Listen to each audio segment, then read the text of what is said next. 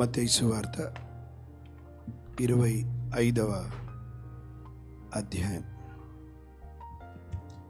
ప్రియులారా, మనందరికీ సుపరిచయమైనటువంటి విషయాలను, కొన్ని ప్రాముఖ్యమైన సంగతులను మనం ధ్యానిస్తూ ముందుకు వెళ్దాం. 21వ వచనం చదవండి. అతని యజమానుడు, బల నమ్మకమైన మంచి దాసుడా, నీవు ఈ కొంచెములో నమ్మకముగా ఉంటివి, నిన్ను అనేకమైన వాటి మీద నియమించేదను. ఆమేన్. ప్రార్థన చేసుకుందాం. ప్రేమ నమ్మకమైన మా ప్రియ పరలోకపు తండ్రి, మీ వాక్యపు వెలుగులో మా జీవితాలను తీసుకొని వస్తుండగా మాతో మాట్లాడండి. వాక్యాన్ని అడ్డగిస్తున్న ప్రతి దుష్టుని క్రియలన్నీ లయము చేసి మీ సన్నిధిని మాకు మెండుగా దయచేసి మా జీవితాలను ఆయుత్తపరచు, బలపరిచి, సరిచేసి సర్వసత్యంలో ప్రతిష్ఠించుమని యేసయ్య నామమున ప్రార్థించి ప్రారంభించుకుంటున్నాము తండ్రి. ప్రియులారా, యేసుక్రీస్తు ప్రభుల వారు చెప్పినటువంటి ఈ ఉపమానాన్ని మనం ధ్యానిస్తూ ముందుకు వెళ్దాం. 14వ వచనం నుంచి చూస్తే, పరలోక రాజ్యము ఒక మనుషుడు దేశాంతరమునకు, అంటే చాలా దూరం ప్రయాణం అవుతున్నప్పుడు తన దగ్గరున్న దాసులను పిలిచి తన ఆస్తిని వారికి అప్పగించినట్లుండును. మనందరికీ తెలుసు, ఒక యజమానుడు చాలా దూర దేశానికి వెళ్తున్నప్పుడు తన దగ్గరున్నటువంటి దాసులను పిలిచి తన ఆస్తిని అప్పగించిపోయినట్టుగా మనం చూస్తున్నాం. మనందరికీ తెలుసు, చాలా జాగ్రత్తగా వినాలా.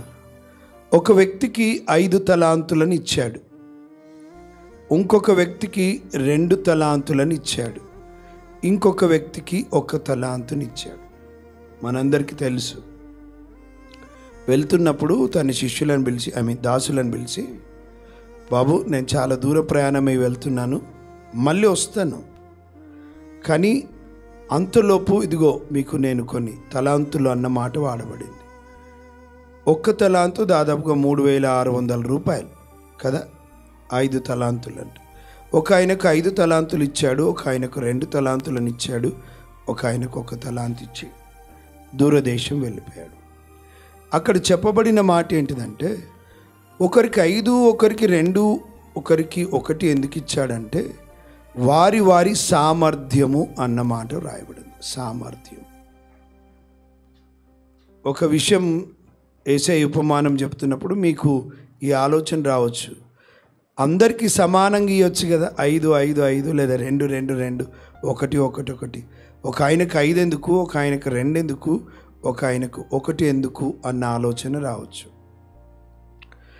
అర్థం చేసుకోవాలా, వారి వారి సామర్థ్యము అంటే ఎవరికి ఏ సామర్థ్యం ఉందో అది యజమానునికి తెలుసు కనుక దానిని బట్టి వారికి ఉన్న సామర్థ్యంను బట్టి ఇచ్చాడు.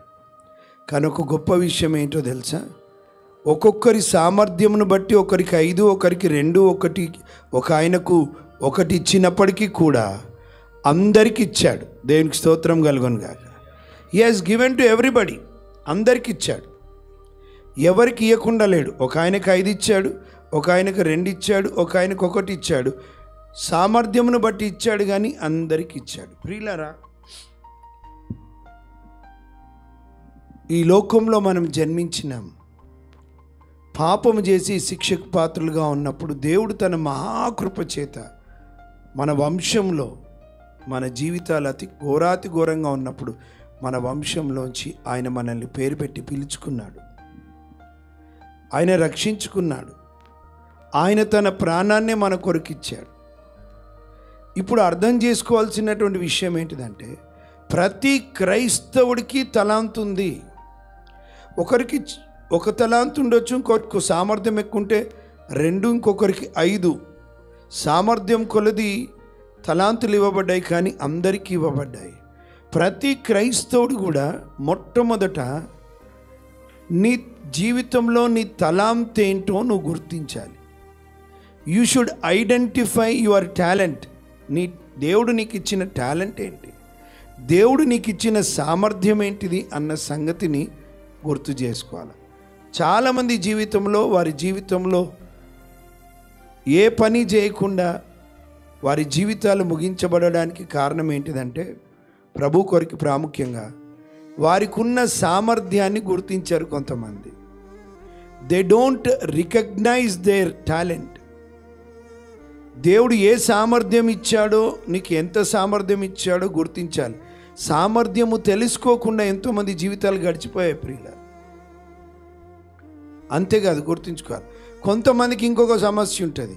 వారి సామర్థ్యము దానిని గుర్తించకుండా పక్క వాళ్ళకి ఇవ్వబడిన సామర్థ్యంను చూసి వాళ్ళు సన్నుకుంటారు, గొనుక్కుంటారు. కొన్నిసార్లు వాళ్ళలాగా ఉండాలనుకుంటారు. పులిని చూసి నక్క వాతలు పెట్టుకుందంటారు. ఎందుకంటే పులికి వాతలు ఉంటాయి కదా.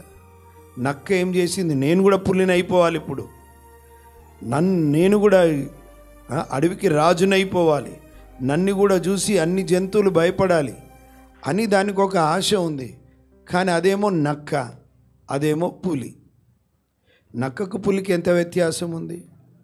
ఇది అనుకున్నది పైన దానికి ఓహో మార్కులు ఉన్నాయి కాబట్టి నేను కూడా మార్క్స్ పెట్టుకుందామని అన్ని వాతలు పెట్టుకుందంట.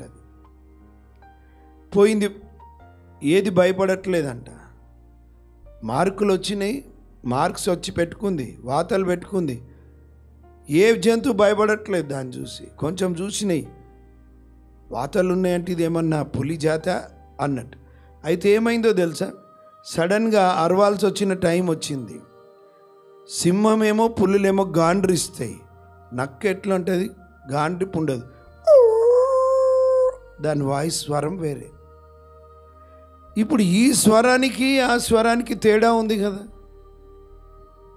ఏది భయపడట్లేదు, ఏంది భయపడట్లేదు అని ఒక జంతువుకు పోయి అడిగింది, నేను ఎవరో తెలుసా, నక్కవు. అరే అదేంటి, వాతలున్నాయి, నేను పులిని కదా. వాతలున్నాయి కానీ నీ స్వరం. యాకోబుని పట్టుకొని అన్నాడు కదా ఇస్సాక్ గారు, తడిమి చూస్తేనేమో ఎవరిలాగున్నావు, ఏశావులాగున్నావు, కానీ నీ స్వరము చూస్తే యాకోబు. ఇట్లా తడిమి చూస్తే ఏశావుకి అన్ని వెంట్రుకలు. మోసం చేస్తున్నాడు యాకోబు. నిన్ను తాకి చూస్తేనేమో ఏశావులాగున్నావయ్యా, కానీ నీ స్వరము చూస్తేనేమో యాకోబులాగుంది అన్నాడు. దీంట్లో కూడా ఒక సత్యం తెలుసుకోవాలి. చాలామంది క్రైస్తవులు చూస్తే క్రైస్తవులాగా కనబడతారు, కానీ వారి జీవితము చూస్తే అన్యుల్లాగానే ఉంటారు. ఇంకా అన్యుల కన్నా అసహ్యమైన జీవితాలు జీవిస్తున్న వారు చాలామంది ఉంటారు. పైకేంటిది క్రైస్తవుడు, పైకేంటిది క్రైస్తవురాలు, పైకేంటిది భక్తిపరుడు, పైకేంటి భక్తిపరురాలు, పైకేంటి తెల్లబట్టలు, పైకేంటి హల్లెలూయా, కానీ లోపల అంతరంగంలో జీవితాలు వ్యతిరేకం. వారి చూపులు వేరే, మాట వేరే, నడిక వేరే, ప్రవర్తన వేరే. సంఘంలో వచ్చినప్పుడు చాలా చక్కగా భక్తిపరులాగా తగ్గింపుతో ప్రేమతో చాలా చక్కగా ఉంటారు. సోమవారం నుండి శనివారం వరకు వీళ్ళ బ్రతుకు వేరే, వీళ్ళ ప్రవర్తన వేరే, వీరి జీవితం వేరే, వీరి విధానం వేరే, వీరి మాట తీరు వేరే, వీరి నడక వేరే, అన్నీ వేరే. ఆదివారం రాగానే ఎక్కడ లేని భక్తిని తెచ్చేసుకుంటారు. భక్తి అనే ముసుకేసుకొని వస్తారు. ఇప్పుడు అక్టోబర్ నెల వస్తుంది. అక్టోబర్ 2న గాంధీ జయంతి, గాంధీ గారు జయంతి. ఆ రోజు రోడ్ల మీద మీరు చూస్తే కొంతమంది సునేరి మొత్తం రుద్దేసుకొని కళ్ళద్దాలు పెట్టుకొని కర్ర పట్టుకొని నిలబడతారు. వాడు గాంధీ అయిపోయిందా? గాంధీ అయిపోయిందా? బొమ్మలాగానే ఇట్లా ఉంటాడు కాడు. క్రికెట్లో అక్కడక్కడ చూస్తే స్పోర్ట్స్ చూస్తున్నప్పుడు స్టేడియంలో వాళ్ళకి ఇష్టమైన అభిమాని స్పోర్ట్స్ మ్యాన్ ఫేస్ ఒకటి పెట్టుకుంటారు. ఫేస్ అట్లా పెట్టుకుంటే లోపల వేరే, కానీ బయట ఇంకొకరిలాగా. చాలామంది ఈరోజు క్రైస్తవ జీవితాలు ఇలాగే ఉన్నాయి. పైకి భక్తి గలవారమని చెప్పుకుంటూ దేవుని శక్తిని ఆశ్రయించని వారిగా ఉన్నటువంటి జీవితాలు ఉన్నాయి. సరే, 5 తలాంతులు 2 తలాంతులు 1 తలాంతు ఇచ్చాడు యజమానుడు. వచ్చి ఏమన్నాడు చూడండి, 15వ వచనం చూడండి. అతడు ఒకనికి 5 తలాంతులను, ఒకనికి 2, ఒకనికి 1, ఎవని సామర్థ్యము ప్రియులారా, మన సామర్థ్యం ఇవ్వబడింది. సామర్థ్యము. ఇప్పుడు యవనస్తుడు ఉన్నాడు, రే బాబు ఆ బిందె నీళ్లు తీసుకురా అంటాం మనం. అదే 2-3 ఏళ్ళ పిల్లోడు ఉన్నాడు, ఏమంటాం? గ్లాస్లో నీళ్ళు తీసుకురా అంటాం. ఎందుకు? వానితో బిందె మోపియం, మనం గ్లాస్ నీళ్ళు తీసుకురామంటాం. ఎందుకు? వాని సామర్థ్యం ఏంటో దానిని బట్టే మనం పని చెప్తాం. ప్రభువు కూడా మనకున్న సామర్థ్యాన్ని బట్టి మనకి తలాంతులను ఇచ్చాడు. ఎవరినో చూసి ఇప్పుడు నువ్వు పులి నక్క వాతలు నక్క కదా, పులిని చూసి నక్క వాతలు పెట్టుకున్నట్టు పెట్టుకోకు. ఎవరిలాగానో ఉండొద్దు, జాగ్రత్తగా వినండి. చాలామంది కొంతమంది దైవజనులను ఇమిటేట్ చేస్తారు, వాళ్ళలాగానే మాట్లాడతారు, వాళ్ళలాగానే నడుస్తారు, వాళ్ళలాగానే అన్నీ చేసే ప్రయత్నం చేస్తారు. లేదు, దేవుడికి డూప్లికేట్ అవసరం లేదు. నువ్వు ఒక ఒరిజినల్ పీస్ ఉన్నవి. ఆమెన్ చెప్పండి. నీకంటూ ఒక సామర్థ్యాన్ని ఇచ్చాడు, నీకంటూ ఒక స్టైల్ని ఇచ్చాడు దేవుడు. దేవుడికి డూప్లికేట్స్ అవసరం లేదు, కాపీ పేస్టులు అవసరం లేదు. దేవుడు నిన్ను ఒరిజినల్గా తయారు చేశాడు ఒక పీస్. ఒకసారి ఒక యవనస్తుడు అడుగుతూ ఉన్నాడంట దైవజనుడిగా కాకముందు, దేవా నన్ను రెనహార్డ్ బాంకేలాగా వాడుకోవా, రెనహార్డ్ బాంకేలాగా వాడుకోవా అంటే దేవుడు అన్నాడంట, ఆల్రెడీ నాకు ఒక రెనహార్డ్ బాంకే గారు ఉన్నారు, ఇంకొక బాంకే అవసరం లేదు. నేను నిన్నుగా వాడుకుంటా స్పెషల్గా. హల్లెలూయా. నిన్నుగా వాడుకుంటా స్పెషల్గా. నిన్ను నేను స్పెషల్గా చేసిన, నీకంటూ ఒక స్టైల్ ఇచ్చిన, నీకంటూ ఒక వాక్చాతుర్యాన్ని ఇచ్చిన, నీకంటూ ఒక విధానాన్ని ఇచ్చిన, నీకంటూ ఒక మేనరిజం ఉంది. నువ్వులాగా ఉండు, నువ్వు ఇంకొకరిలాగా ఉండకు. నీ స్టైల్ నీదే. Praise the lord. ఒకవేళ వేరే వాళ్ళలాగా చూసి మన నడక మన మాట అన్నీ మనం మార్చుకున్నాం అనుకోండి, నువ్వుగా బ్రతకవు, వారిలాగా బ్రతుకుతావు, కాపీ పేస్ట్ అయిపోతావు. మనం కాపీ పేస్ట్ కాదు, యు ఆర్ ఒరిజినల్ పీస్. నువ్వు ఒరిజినల్ పీస్ ఇవి దేవుని చేతులు. హల్లెలూయా. Original piece.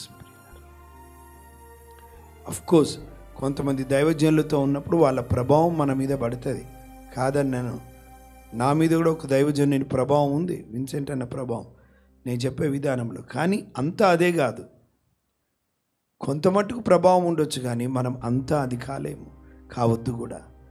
నిన్నుగా దేవుడు స్పెషల్గా సృష్టించిండు ఆయన. ఆమెన్. ఇంకొక తెలుసా నువ్వు ఎంత స్పెషలో? నీకు కంట్లో ఉన్న రెటీనా ఉంది కదా, వరల్డ్ ఇంకెవరికి ఉండదు అది. నీ వేలుముద్రలు వరల్డ్ ఇంకెవరి వేలుముద్రలతో మ్యాచ్ కాదు. నీ నాలుక మీద ఉన్న టేస్టీ బర్డ్స్ ఉంటాయి కదా, వరల్డ్ ఇంకెవరితో సేమ్ ఉండదు. నీ ఈవెన్ చెవు స్టైల్ ఇంకొకరితో ఉండదంట. అంటే నువ్వెంత స్పెషలో ఆలోచించండి. నిన్నుగా సృష్టించాడు దేవుడు, నన్నుగా సృష్టించాడు దేవుడు. ఆమెన్. నీకు ఇంకొకరిలాగా ఉండే ప్రయత్నం చేయకు, కాపీ పేస్ట్లా కావద్దు. కొన్ని వేరే వారి నుండి నేర్చుకునే విధానాలు ఉంటాయి. ఉదాహరణకి పాటలు నేర్చుకోవడం, అది వేరే. కానీ నీ వాక్చాతుర్యం, నీ నడక, నీ విధానం, నీ ఆలోచన, నీకు దేవుడిచ్చిన ఏ తలాంతుందో దానిని బట్టే నువ్వు ముందుకు వెళ్ళాలి.